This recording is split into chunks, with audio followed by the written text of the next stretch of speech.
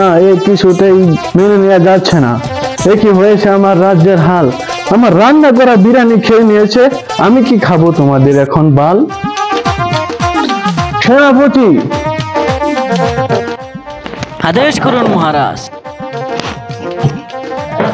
এত দূরে কথা বলছে কেন? আমি কি কানে শুনতে পারি না?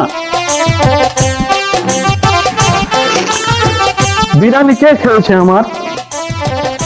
জি মহারাজ, আব্দুল খেয়েছে বিরিয়ানি। আব্দুলকে বন্দি করো, আব্দুলকে। আগে ক্ষমা করবেন মহারাজ, আমি পারবো না। কেন, আমি কি তোমাকে বেতন দেই না? এখনো 3 মাসের বেতন বাকি আছে জনাব। খামোশ সেনাপতি, এত বড় স্পর্ধা আমার সামনে তুমি আমার মুখের উপরে কথা বলো? কিছু মনে করবে না জনাব, আমার ঘরে বাচ্চা না খেয়ে আছে। ঠিক আছে ঠিক আছে, তুমি বন্দি করো আব্দুলকে, আমি দেখছি তোমারটা পরে। বন্দি করে ওকে কোথায় রাখবো মহারাজ? কেন, আয়না ঘরে রাখবে? জি হুজুর, তাই হবে তাই হবে। আমি এখনই শয়তানটাকে নিয়ে যাচ্ছি আয়না ঘরে। হ্যাঁ, ওকে, আয়না ঘরে এখনই নিক্ষেপ করো। ঠিক আছে সেনাপতি? আগে ঠিক আছে মহারাজ। এই চল শয়তান, মহারাজ তোকে আয়না ঘরে নিক্ষেপ করতে বলছে।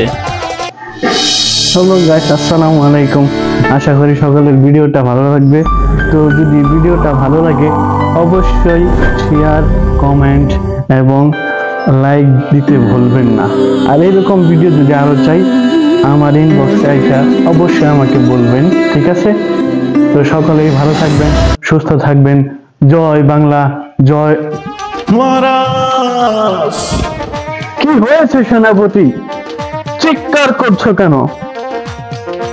আপনি জানেন না আওয়ামী লীগ দেশ ছেড়ে পালিয়ে গেছে? তাই নাকি? আগে বলবে তো। ঠিক আছে, তুমি এখন যাও।